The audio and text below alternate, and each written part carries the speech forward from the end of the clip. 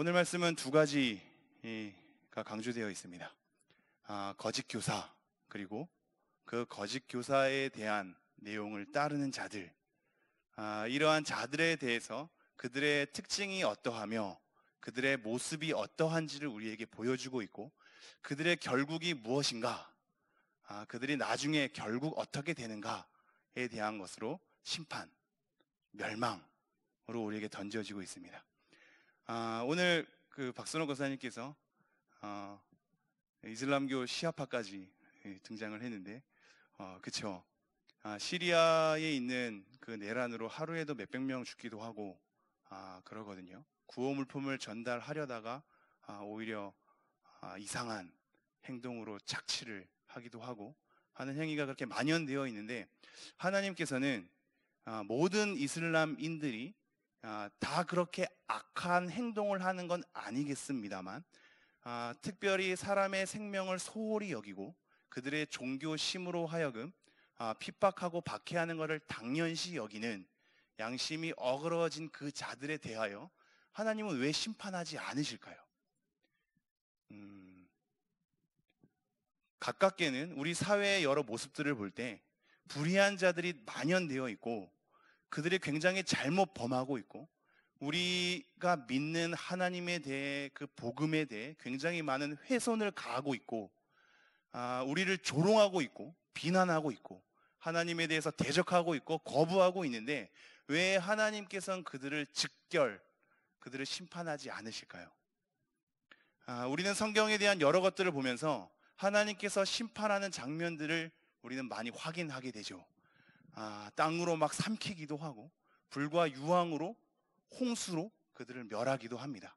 오늘 본문에서도 나타나는데요, 하나님께서 명백히 하나님의 심판으로 본인을 드러내시며 악한 자들에 대해서 심판을 행하시는데, 왜 우리가 지금 이 시대에 사는 이 현실 속에서는 하나님께서 심판하지 않으시는 걸까요? 이 답변에 누가 대답할 수 있겠습니까? 그렇죠? 모르겠습니다. 우리는 모르겠습니다. 분명히 성경 속에서 수많은 사건을 통하여 하나님께서 심판하셨음에도 불구하고, 오늘날 우리가 사는 이 시대 속에서는 하나님께서 즉각적으로 심판하지 않는 이러한 시대에 왜 하나님이 그러하셨는지를 우리 입장에선 답변을 내놓을 게 없겠습니다. 그러나 한 가지 얻어갈 게 있습니다. 오늘 본문에서도 그렇고 많은 서신서들이, 예수님의 생애 이후에 제자들이 담은 편지의 형식으로 담은 서신서들이 증언하기를, 그들이 하나님에 대한 심판과 악한 자들에 대한 형벌을 얘기할 때마다 인용하는 구절들은 구약이었습니다. 구약의 수많은 심판의 사건들을 인용하면서 하나님께서 결국은 심판하실 것이라는 것에 대해서 증언을 하죠. 그때도 마찬가지인 겁니다.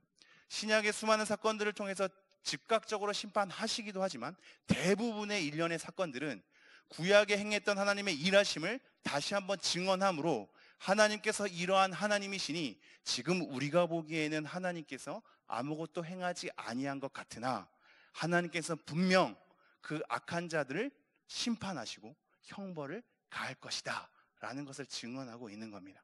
그렇다면 이 시대에 우리는 어떻게 해야 될까요? 그 성경적 증언을 따라가야 합니다. 우리가 보기에는 형벌을 가하시지 않는 것만 같고, 그렇기 때문에 하나님의 심판이 없어서 하나님이 침묵하시는 것만 같죠. 하나님의 침묵이 오래되다 보니 하나님께서 우리를 방관하시는 것만 같죠. 하나님의 방관이 오래되다 보니 우리가 가지고 있는 영적 예민함이 둔감해지죠. 무뎌지는 겁니다.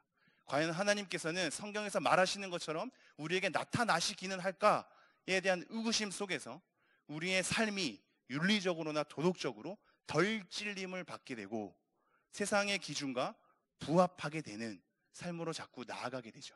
여기서 우리가 기억해야 될 것이 있습니다.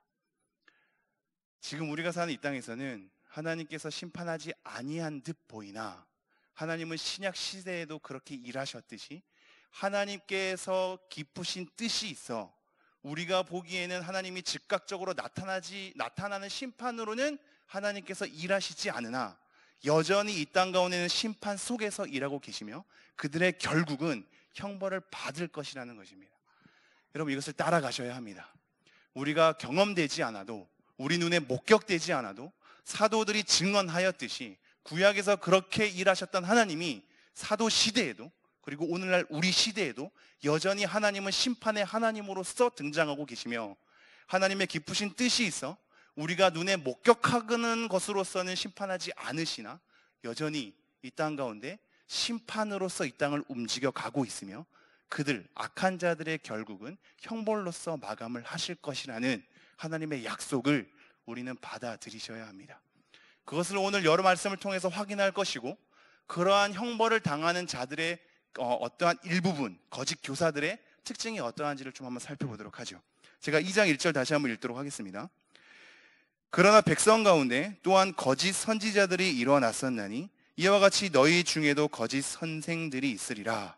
그들은 멸망하게 할 이단을 가만히 끌어들여 자기들을 사신 주를 부인하고 임박한 멸망을 스스로 취하는 자들이라. 백성 가운데, 백성 안에, 우리로 따지면 사실 교회 안에라고도 할 수 있습니다. 이 하나님의 백성으로 일컫는 자들 안에서 일어난 일들인 거거든요. 백성 가운데 또한 거짓 선지자들이 일어났었답니다. 과거의 일을 얘기합니다. 하나님의 백성으로 일컫는 자들의 모임 가운데 거짓 선지자들이 일어났었다. 베드로는 이것 때문에 앞으로 이러한 거짓 선지자들을 따라 거짓 교사들이 일어나고, 거짓 교사들을 따라 잘못된 가르침 가운데 그것이 진리인 것처럼 그렇게 착각하고 따르는 자들이 있을 것이기 때문에 그토록 앞부분에서 말한 것처럼 택하심과 부르심을 굳게 하라. 믿음의 덕을, 덕의 지식을, 지식의 절제를, 절제의 인내를, 인내의 경건을, 경건의 형제 우애를, 형제 우애의 사랑을 더하라. 그토록 많이 얘기했는지도 모릅니다. 그리고 생각나게 하려 함이라 라는 말씀을 계속하고 있죠.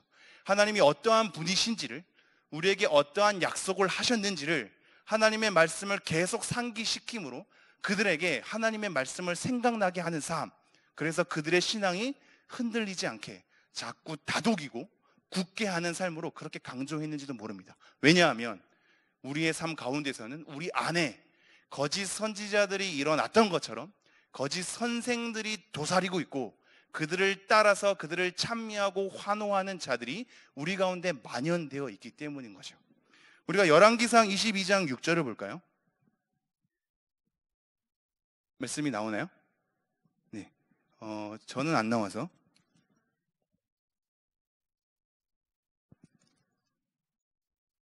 함께 읽도록 하겠습니다. 시작. 이스라엘의 왕이 이에 선지자 400명쯤 모으고 그들에게 이르되 내가 길르앗 라못에 가서 싸우랴 말랴. 그들이 이르되 올라가소서. 주께서 그 성읍을 왕의 손에 넘기시리이다. 자, 이 말씀이 무슨 말씀이냐면 남유다의 여호사밧 왕과 북이스라엘 아합 왕이 연합하여서 아람 왕과 싸우는 그런 와중에 있는 겁니다. 길르앗 라못이라는 땅을 아람 왕에게 뺏겼기 때문에 저거는 원래 우리 땅 아니냐, 같이 쳐들어가서 저 땅을 우리가 차지하자 라는 그런 상황 속에 있는 겁니다. 이런 상황 가운데 여호사밧이 그러죠. 지금 선지자들의 얘기를 들어봅시다. 400명의 선지자를 불러서 한번 얘기해 봅시다 라고 하니까 400명이 올라가면 다 이길 것이라는 것에 대한 긍정적인 언어로서 그들을 설득시키죠. 왕에게 왕이 좋아할 소리를 하는 겁니다. 그런데 또 다른, 늘 왕에 대해서 다른 말을 하고 있는 선지자 한 명이 있었으니 그 선지자의 이름은 미가야. 이 미가야 선지자는 그것에 대해서 다른 말을 하죠. 예전에도 계속적으로 하나님의 백성 가운데 거짓 선지자들이 있었던 겁니다. 우리가 예레미야 좀 볼까요? 예레미야 23장 16절에서 17절. 아마 자막이 준비되어 있을 거고요. 저는 좀 찾아서 읽겠습니다. 예레미야 23장 16절에서 17절입니다. 한번 제가 읽어보죠. 내용을 잘 파악해 주십시오. 만군의 여호와께서 이와 같이 말씀하시되 너희에게 예언하는 선지자들의 말을 듣지 말라. 그들은 너희에게 헛된 것을 가르치나니 그들이 말한 묵시는 자기 마음으로 말미암은 것이요 여호와의 입에서 나온 것이 아니니라. 이 부분 좀 기억해 볼까요? 그들이 말한 묵시는 자기 마음으로 말미암은 것이요 여호와의 입에서 나온 것이 아니니라. 17절. 항상 그들이 나를 멸시하는 자에게 이르기를 너희가 평안하리라 여호와의 말씀이니라 하며 또 자기 마음이 완악한 대로 행하는 모든 사람에게 이르기를 재앙이 너희에게 임하지 아니하리라 하였느니라. 이때에도 거짓 선지자들은 늘 있었습니다. 듣기 좋은 소리, 괜찮은 소리, 악을 저질러도 이렇게 살아도 여전히 우리 가운데 평안할 것이라는, 성공할 것이라는, 재난이 임하지 않을 것이라는 그런 달콤한 속삭임들은 늘 있어 왔죠. 옛날 선지자들, 거짓 선지자들이 구약의 백성들 가운데 항상 있었던 겁니다. 그것을 베드로가 인용하는 거죠. 다시 한번 베드로서 2장 1절 돌아오겠습니다.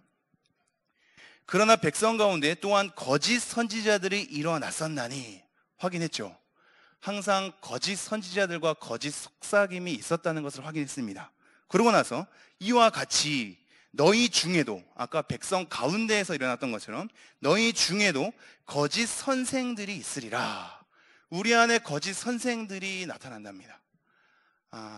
거짓으로 그들을 가르쳐서 꼬드겨 그들이 거짓 것을 믿게 하고 거짓 것을 따르게 하는 것이 우리들 가운데 일어난답니다.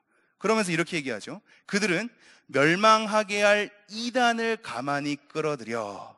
그들은 멸망하게 할 이단, 이 이단의 가르침과 사람들의 결국은 멸망이다라는 것을 먼저 보여주는 겁니다. 멸망하게 할 이단을 가만히 끌어들인다고 할 때 이 이단은 원래 이 단어는 분파입니다. 분파.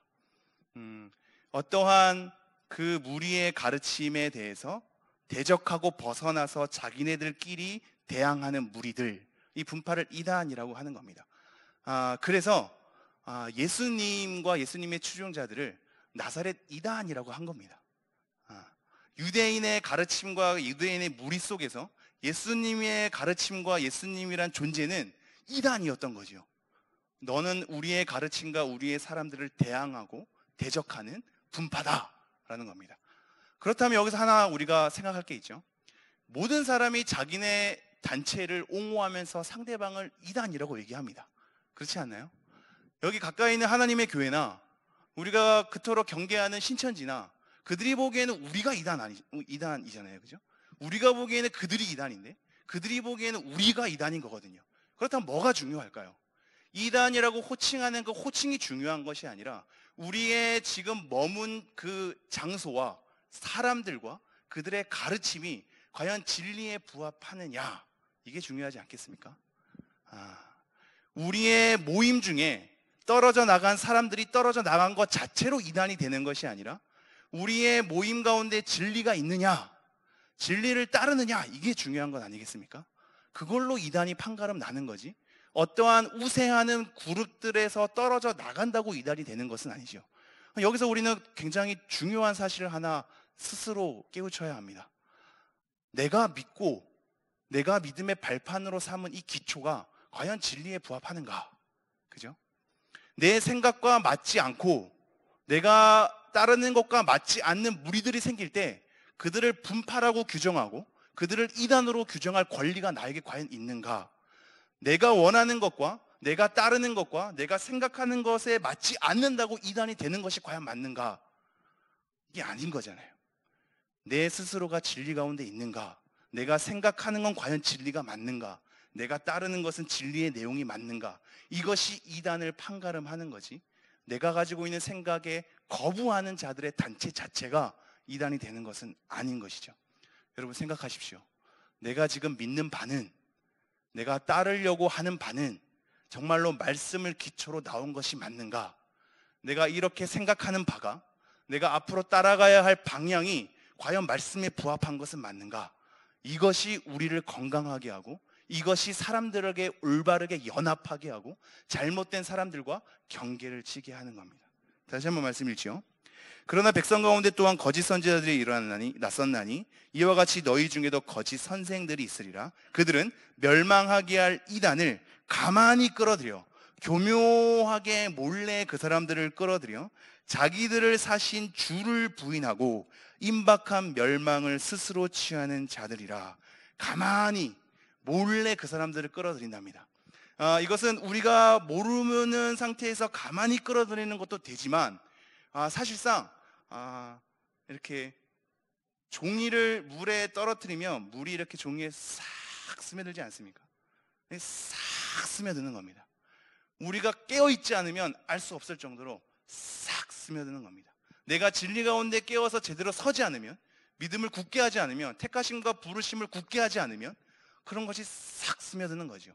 어느 나의 사고가 세속적인 가치로 둔갑해 버렸는데 그것을 모르고서 흡수된 상태, 가만히 끌어들여 와서 싹 흡수된 겁니다. 가만히 끌어들여 자기들을 사신 주를 부인하고, 이 산다라는 얘기는 어떤 값을 지불하고 정말로 사는 걸 얘기합니다. 이 사신 주를 부인하고 할 때 이 주는 우리는 바로 예수님으로 생각하죠. 그게 결과적으로 맞습니다. 이게 원래는 상전이라는 뜻인데, 한마디로 값을 지불하고 주인과 종에 관계된 것에 대해서 이단의 가르침 때문에 이 관계를 쉽게 확 끊어버리는 겁니다. 이것을 여러분이 지금 이해하는 것처럼 예수님의 핏값으로 사셔서 우리의 주인 되시고 우리가 예수님의 종된 관계를, 이 관계 자체를 아예 거스르게 하는 겁니다. 다시 한번 읽죠. 그들은 멸망하게 할 이단을 가만히 끌어들여 자기들을 사신 주를 부인하고 거절하는 겁니다. 내모는 겁니다. 핏값으로 우리의 주인이 된 바 된 예수 그리스도에 대해서 거절하고 부인하는 겁니다. 그러니 이들은 임박한 멸망을 스스로 취하는 자들인 거죠. 빠르게 그들을 멸망하게 할 하나님의 진노 가운데 그들이 있는 자들이다 라고 얘기합니다. 그러면서 2절 이렇게 얘기하죠. 함께 읽겠습니다. 시작. 여럿이 그들의 호색하는 것을 따르리니 이로 말미암아 진리의 도가 비방을 받을 것이요. 여럿이, 많은 이들이 그들의 호색하는 것, 이게 방탕한 것, 음란한 것, 난폭한 것, 이런 폭력성까지 다 안고 있는 단어거든요. 성적인 것도 마찬가지거니와 폭력성, 그들의 방탕한 모든 생활, 하나님의 말씀에 부합하지 않고 어긋난 모든 행동들을 다 얘기하는 겁니다. 여럿이, 많은 사람들이 그들의 호색하는 것을 따른답니다. 이게 본받다라는 단어입니다. 또는 모방하다라는 단어입니다. 많은 사람들이, 거짓 선지자들이 가만히 스며들어와서 우리를 확 흡수하게 하고, 그것이 멸망을 받을 수밖에 없는 사람들이며 가르침임에도 불구하고 우리 가운데 교묘하게 들어와서 우리를 흡수해 버려서 그들의 가르침대로 그대로 본을 받아서 모방하고 따르는 겁니다. 많은 이들이 그들의 호색하는 것을 따르리니 이로 말미암아 진리의 도가 비방을 받을 것이요. 이것 때문에, 이 거짓 선생들 때문에, 그리고 거짓 선생의 가르침을 따라서 모방하고 본을 받는 이 사람들, 추종자들 때문에 진리의 도가 비방을 받는답니다. 진리의 도가 비방을 받는다는 것은 이게 길이거든요. 진리의 길. 예수 그리스도께서 가르친 길, 그러한 방식, 그러한 생활, 예수님에 대한 내용들, 그러한 진리, 이것 자체가 모독을 당한답니다. 비방을 당한답니다. 왜 비방을 당하냐면 거짓 선생들이 가르친 그 가르침을 추종하는 사람들이 이러한 호색, 방탕한 것에 대해서 당연한 듯 이것이 맞다고 얘기하면서 우리를 그렇게 하지 못하도록 규정하고, 우리를 정죄하고, 우리를 뭔가 이상한 사람처럼 취급하는 너희들이 오히려 잘못됐고, 너희들처럼 그렇게 깝깝하고 답답하게 사는 것이 사실은 진리가 아니다라는 것으로 우리를 모욕하게 되죠.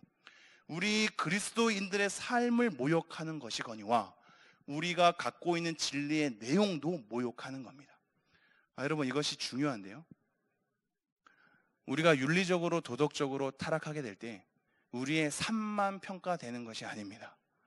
그 삶을 담고 있는 진리의 내용까지 평가가 되는 겁니다. 그래서 우리는 이 두 가지를 다 가져가야 합니다. 우리의 윤리적이고 도덕적인 생활만 뭔가 바꾸려고 하지 말고, 이거 플러스 내가 담고 있는 진리의 내용은 맞는 것인가를 자꾸 확인하셔야 합니다. 이 두 가지가 함께 가야 참된 진리의 내용과 그 진리의 내용을 바탕으로 나오는 참된 삶의 모습들이 나오는 거지, 내가 갖고 있는 진리의 내용이 어그러져 있고 혼합되어 있는데 참된 삶이 나오는 건 절대 불가능합니다. 우리의 행동을 규탄하되 너가 믿고 있는 바가 무엇이냐를 물어야 하고, 너가 믿고 있는 바에 대한 내용을 점검하되 정말로 그게 맞으면 너의 삶은 왜 이러느냐를 점검해야죠. 두 가지가 다 가야 됩니다. 진리의 내용과 그 내용을 담고 있는 삶에 대한 점검, 이 두 가지가 다 가야 하는 겁니다. 다시 한번 읽죠.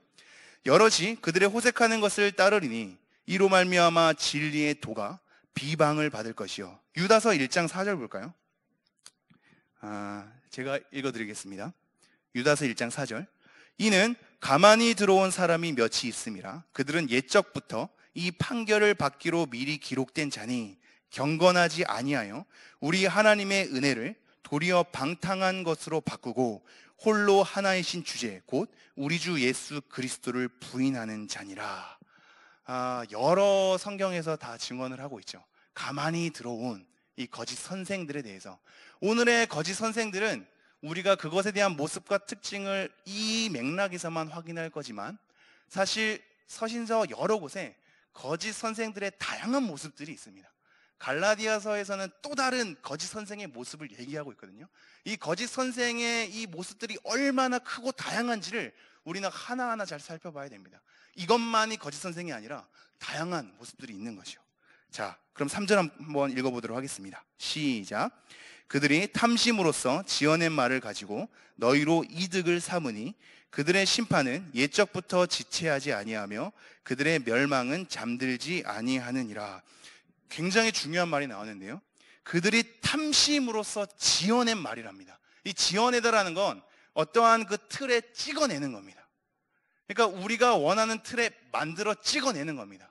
복음에 대한 내용을 내가 감당할 만한, 내가 편안할 만한, 불편하지 않을 정도로 내가 따를 만한 것으로 틀을 만들어 이 틀에 찍어내는 겁니다. 내가 찍어내는 것, 내가 만들어 놓은 틀에 찍어내는 것을 지어낸다라는 말로 하는 겁니다. 자, 이 지어내는 것에 대한 그 기초가 뭐냐면 탐심입니다. 탐심. 저번에 우리가 베드로후서 1장 말미에 예언은 사사로이 풀 것이 아니며 라는 말 기억나십니까? 이것은 그냥 개인이 성경 보는 것을 금하는 것 자체를 얘기하는 게 아니라 그랬죠. 사사로이는 이게 개인적으로 라는 말인데, 이것의 개인적이라는 것은 그냥 혼자 읽는 것을 아예 금지하는 게 아니라 내가 혼자 내가 가지고 있는 목적과 의도, 욕망, 내가 가지고 있는 계산, 내가 가지고 있는 이해관계에 따라 성경을 내 편리한 대로, 내가 원하는 대로 풀이하는 사람들을 얘기를 하는 겁니다. 자기 뜻으로 말미암아 소리가 만들어지는 것이죠. 그래서 성경은, 예언은 하나님의 뜻으로 말미암아 낸 것이지 사람의 뜻으로 된 것이 아니다라는 것이 서신서 가운데 계속 등장하는 겁니다. 자, 3절 다시 한번 읽죠. 그들이 탐심으로써 지어낸 말을 가지고. 탐심, 우리가 가지고 있는 탐심이라는 이 욕망이 내가 만든 하나의 틀을 가지고 찍어내는 겁니다. 이 거짓 선생이 탐심으로써 찍어냈답니다. 이 말이란 이 말도 로고스란 단어거든요. 어떤 데서 말씀으로 번역되고 어떤 데서 말이라고 번역되는 그 단어입니다. 우리가 말씀을 정말 하나님으로부터 나온 것일 때 말씀으로서 우리가 받아들이는 것이거니와, 사람의 뜻으로 나올 땐 그냥 말로써도 취급되는 단어인 거죠. 그들이 탐심으로써 지어낸, 찍어낸 말을 가지고 너희로 이득을 삼은답니다. 이득을 삼은답니다. 그들이 가르치는 내용과 의도하는 바가 그들의 탐심 속에서 나와서 이득을 보는 겁니다. 나에게 유리하고 괜찮은 결과로, 편리한 결과로, 유용한 것으로 우리의 삶을 윤택하게 만드는 것, 이것이 복음의 훼손 가운데 가장 중심에 자리 잡고 있습니다. 우리가 이건 비슷한 말씀 볼까요? 고린도후서 2장 17절인데요. 아마 자막은 준비되어 있을 겁니다. 고린도후서 2장 17절 제가 읽겠습니다. 우리는 수많은 사람들처럼 하나님의 말씀을 혼잡하게 하지 아니하고 곧 순전함으로 하나님께 받은 것 같이 하나님 앞에서와 그리스도 안에서 말하노라. 여기서 말하는 하나님의 말씀을 혼잡하게 하지 아니하고가, 이게 원래 단어가 행상인이라는 단어입니다. 행상인이라는 단어는 뭐냐면 상인인데, 어떠한 물건을 그 사람들에게 속여 팔아서 더 많은 이익을 취하는 못된 상인들의 습성을 얘기하는 겁니다. 이것이 말씀을 혼잡하게 한다라는 것으로 번역되었습니다. 마찬가지로 우리가 거짓 선생들이 탐심으로써 우리를 속여서 뭔가 이득을 취하는 것이죠. 나에게 좋은 결과를 내고 나에게 더 많은 유용한 것을 가져다주고 내가 원하는 것, 목적하는 것을 잘 챙기게 하는 그런 성공들, 이것이 말씀을 훼손하게 한답니다. 여러분, 한번 여러분을 돌이켜 보십시오. 사실 우리가 진리의 내용을 알지만 그 진리의 무게감 때문에 눈 감아 버릴 때가 많지 않으십니까?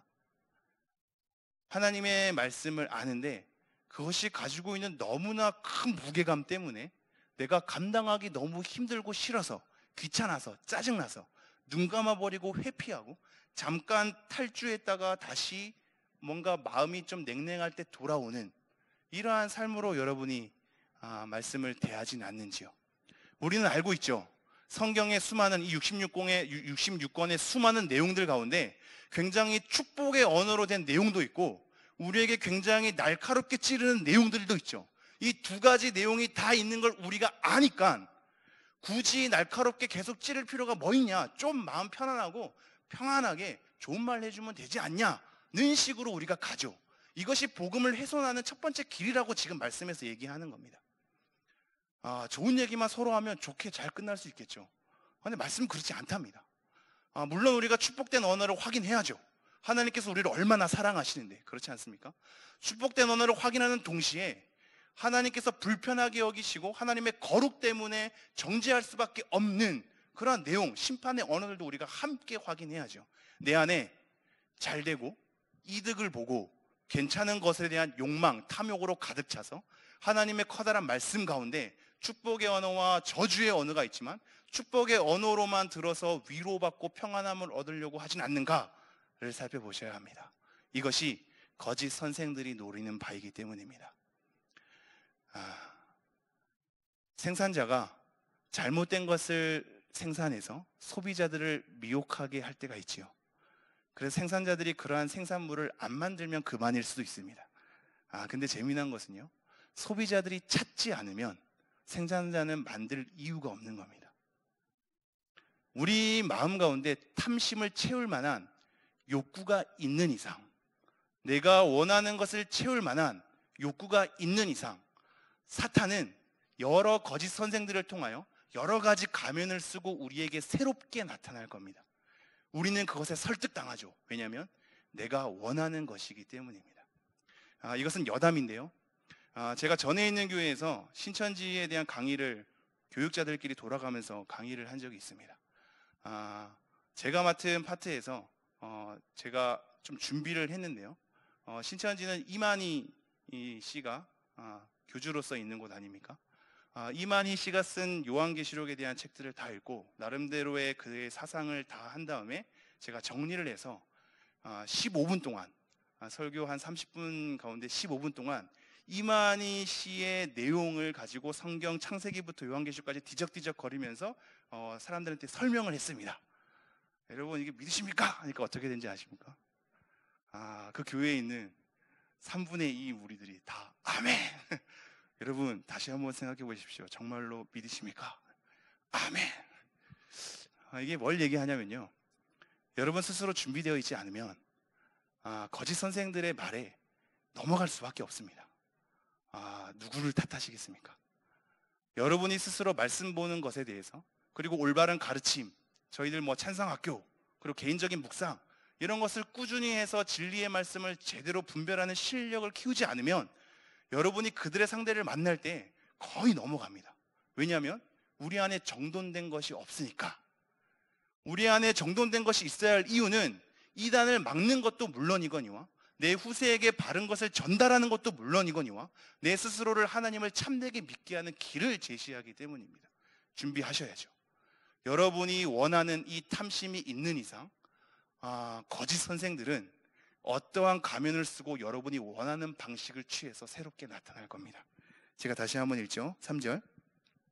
그들이 탐심으로써 지어낸 말을 가지고 너희로 이득을 삼으니 그들의 심판은 옛적부터 지체하지 아니하며 그들의 멸망은 잠들지 아니하느니라. 제가 4절부터 10절 초반까지 쭉 읽고 정리하고 마치겠습니다. 하나님이 범죄한 천사들을 용서하지 아니하시고 지옥에 던져 어두운 구덩이에 두어 심판 때까지 지키게 하셨으며 옛 세상을 용서하지 아니하시고 오직 의를 전파하는 노아와 그 7 식구를 보존하시고 경건하지 아니한 자들의 세상에 홍수를 내리셨으며 소돔과 고모라 성을 멸망하기로 정하여 죄가 되게 하사 후세에 경건하지 아니할 자들에게 본을 삼으셨으며 무업한 자들의 음란한 행실로 말미암아 고통당하는 의로운 롯을 건지셨으니 이는 이 의인이 그들 중에 거하여 날마다 저 불법한 행실을 보고 들으므로 그 의로운 심령이 상함이라. 우선 이까지 한번 조금 정리할게요. 계속 거짓 선생님들의 여러 가지 모습들, 그들의 탐심으로서 나오는 이득을 보려는 그들의 계산 속에서 복음이 훼손되는 것을 쭉 설명하면서 이들의 결국이 어떠냐, 구약의 예를 드는 거죠. 범죄한 천사들이 어떻게 되었는지, 노아 시대 때 하나님을 거스리는 자들이 노아와 7명, 이 8식구 말고는 어떻게 되었는지, 소돔과 고모라가 어떻게 되었는지, 그 가운데 롯은 어떻게 건짐을 받았는지. 우리가 롯은 의로운 사람이라고 뭔가 생각을 안 할 때가 많죠. 잘 확인해 보면 훌륭한 사람은 아니나 그 악한 일에 대해서 대적할 줄 알고 마음 아파할 줄 알고 나름대로의 그런 고통스러움이 있었습니다. 그것을 신약이 증거를 하고 있는 거거든요. 그렇게 건짐을 받는 겁니다. 그들의 결국은 다 심판받았다. 하나님께서 제대로 된 사람들은 결국 건짐을 받았다. 이걸 구약의 사건들을 통해서 우리에게 하나님께서 이러한 분임을, 신약시대에 뭔가 침묵 속에 있는 것 같지만 절대 그러한 분이 아님을, 결국은 형벌을 당하게 하실 분임을 우리에게 소개하고 있는 겁니다. 그러면서 9절 이렇게 마무리 짓죠. 주께서 경건한 자는 시험에서 건지실 줄 아시고 불의한 자는 형벌 아래에 두어 심판날까지 지키시며 특별히 육체를 따라 더러운 정욕 가운데서 행하며 주관하는 일을 멸시하는 자들에게는 형벌할 줄 아시느니라. 정리하겠습니다. 여러분, 우리가 하나님의 침묵과 일하시지 않는 것 같은 느낌 속의 신앙생활을 하기에 어렵습니다. 악한 행동을 하는 자들이 직결 심판을 당하지 않기 때문에 우리의 죄도 둔감해질 때가 있음이 사실입니다. 그러나 성경의 증언을 따라가십시오. 우리의 눈 속으로 확인되는 모습을 쫓아서 가지 마시고 성경의 증언을 따라 하나님이 어떠한 분임을 깨달아 우리가 어떻게 서야 하는지를 확인하십시오. 그리고 우리가 신앙생활을 하는 이 중심이 우리의 탐심에서 나오는 이득 보려는 것으로 복음을 훼손하고 있진 않은지, 거짓 선생들의 속삭임에 쉽게 넘어가는 상태는 아닌지, 그들의 결국은 멸망임에도 불구하고 그들을 찬사하고 환호하고 있진 않는지, 내가 가진 복음의 내용을, 진리의 내용을 확인하셔야 할 때입니다. 찬양교회 안에서 이것이 잘 정돈되고 하나님을 바로 믿고 바로 생활하는 우리 모두가 되었으면 좋겠습니다. 기도하겠습니다. 하나님,